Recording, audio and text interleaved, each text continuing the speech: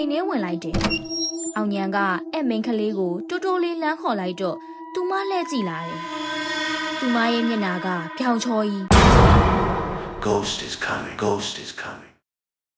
တညာမဲမဒီလိုင်းသုံးနေရင်သူမရဲ့စာမျက်နှာပေါ်က post တစ်ခုကိုအမှတ်မထင်တွေ့လိုက်မိတယ်။ရန်ကုန်မြို့ကနေတနာရီခွဲလောက်သွားရတဲ့ပဲခူးရိုးမတော်ထဲမှာနတ်သမီးရွာဆိုတဲ့ရွာလေးတစ်ရွာရှိတယ်ဆိုတဲ့သတင်းရဲ့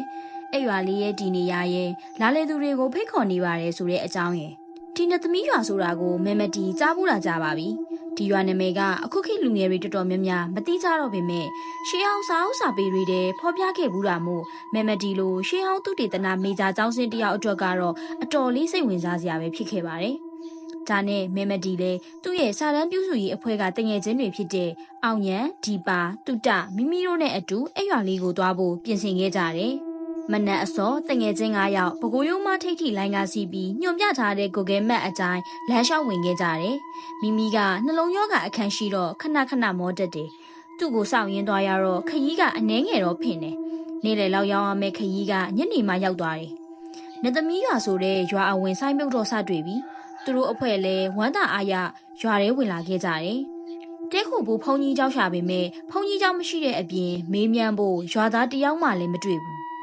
အိမ်ခြေကတော့30-40ရှိမယ်။အိမ်တွေကတော့လူနေနေတဲ့အိမ်လိုမျိုးအကောင်အတိုင်းပဲ။ခွေးတစ်ကောင်ကြောင်တမီမတွေ့တာကလွဲလို့ရွာအတာမှန်ပဲ။သူတို့လည်းရွာတစ်ပတ်ပတ်ရှာပြီးခြေကုံလက်ပန်းကျသွားတယ်။လူတယောက်မှမတွေ့တော့ပွဲတော်ဒီဘာတွေများသွားနေကြလားမသိဘူးဆိုပြီးကုတ်ပြစ်လေးရှိတဲ့အိမ်လေးတစ်အိမ်နဲ့ဝင်နေလိုက်ကြတယ်။ညအထိဘသူမှရောက်မလာကြဘူး။အဲ့ဒါနဲ့သူတို့လည်းဖျောင်းနိုင်မီလေးထွန်းပြီးတငယ်ချင်းအုပ်စုလိုက်အိမ်ရှိကုတ်ပြစ်လေးထဲမှာပဲစုအိတ်လိုက်ကြတယ်။မအိတ်ကြဘူးလို့တွေးထားပေမဲ့ပင်မလာလို့နဲ့တူတယ်အကုန်အိပ်ပျော်သွားကြတယ်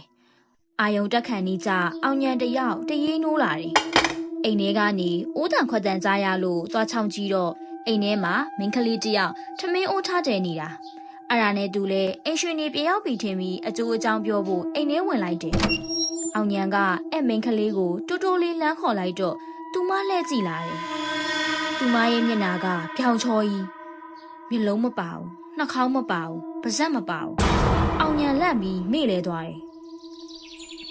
မိုးလင်းတော့မမတီတို့လေးယောက်နိုးလာကြတယ်အောင်ညံကိုတော့မတွေ့တော့ဘူးသူတို့ပတ်ရှာပေမဲ့တရွာလုံးမှာသူတို့၄ယောက်ပဲရှိတော့တယ်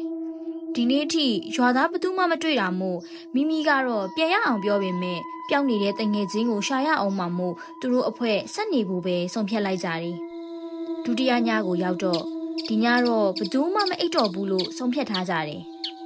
ည10နာရီလောက်ကျမိမိကအိမ်သာသွားချင်တယ်ဆိုလို့မမတီကလိုက်ပို့ပေးတယ်။နိုင်ဝက်လောက်ကြာတဲ့အထိမိမိထွက်မလာတာမို့မမတီလက်ခေါ်တော့မိမိကအတန်ပြန်မပေးဘူး။သူတကားသွားထုတော့လဲဘာတန်မှမတုတ်ပြန်ဘူး။သူတကားကိုဆွဲဖွင့်လိုက်တော့အထဲမှာဘသူမှမရှိတော့ဘူး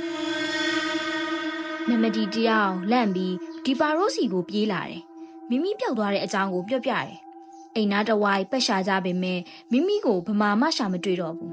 ညဘက်ကြီးဆိုတော့အနေရများတာမို့မနက်မှဆက်ချကြဖို့စီစဉ်လိုက်ကြတယ်မနေ့ရောက်တော့မမဒီကိုအိမ်မှာစောင့်ခိုင်းပြီးဒီပါနဲ့တူတာကပြုတ်သွားတဲ့တငယ်ချင်းတွေကိုလိုက်ရှာကြတယ်ဒီနေ့မှမတွေ့ရင်မနက်ဖြန်အရင်ပြန်ပြီးမြို့ကနေရှာဖွေရေးအဖွဲ့ကိုပြန်ခေါ်ဖို့ဆုံးဖြတ်ထားကြတယ်အောင်ညံနဲ့မိမိပြန်လာခဲ့ရင်လူမတွေ့မှဆိုလို့မမဒီကအိမ်မှာပဲစောင့်နေခဲ့တာပါကိစ္စတွေကဒီထက်ပိုရှုပ်ထွေးလာမယ်လို့သူမကတော့ဘယ်ထင်ခဲ့မလဲလေနော်ညနေဆောင်ချိန်အထိမမဒီစောင့်နေခဲ့ပေမဲ့ဒီပါနဲ့တူတာကပြန်မလာသေးပါဘူးတကယ်ဆိုရှာမတွေ့လဲညနေဒီမှာပြန်ဆုံမယ်လို့သူတို့တိုင်ပင်ထားကြတာပါမမဒီကတယောက်တည်းတော့ဘယ်သူမှမရှိတဲ့ဒီရွာထဲမှာမအေးရဘူးဆိုတဲ့အတွေးနဲ့သူတယောက်တည်းပြန်ဖို့ရွေးချယ်လိုက်တယ်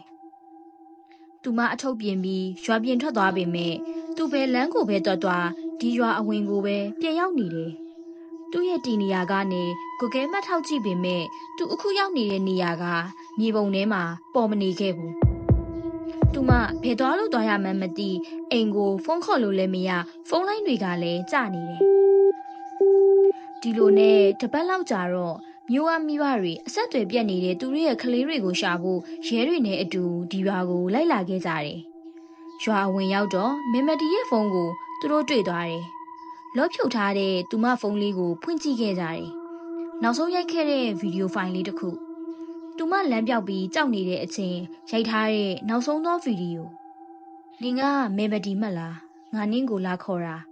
အဲ့လိုပြောတဲ့အမျိုးသမီးငယ်တဦးရဲ့အတန်နဲ့အတူဗီဒီယိုလေးကအဆုံးသတ်သွားခဲ့တယ်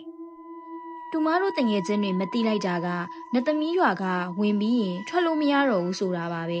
တူမတို့တငယ်ချင်း9ယောက်ကသူတို့ရဲ့ဘဝလက်ကျန်တွေကိုနတ်သမီးရွာထဲမှာဆက်လက်ရှင်သန်နေထိုင်သွားကြရတော့မှာပါဒီလိုစိတ်ဝင်စားကြကောင်းတဲ့ horror story လေးတွေနဲ့ဖြစ်ရမှန်ထူးခြားဆန်းကျင် story လေးတွေကိုစိတ်ဝင်စားရဲဆိုရင်တော့ subscribe လုပ်ပြီးခေါင်းလောင်းလေးနှိပ်သွားပေးကြပါအောင်ရှင်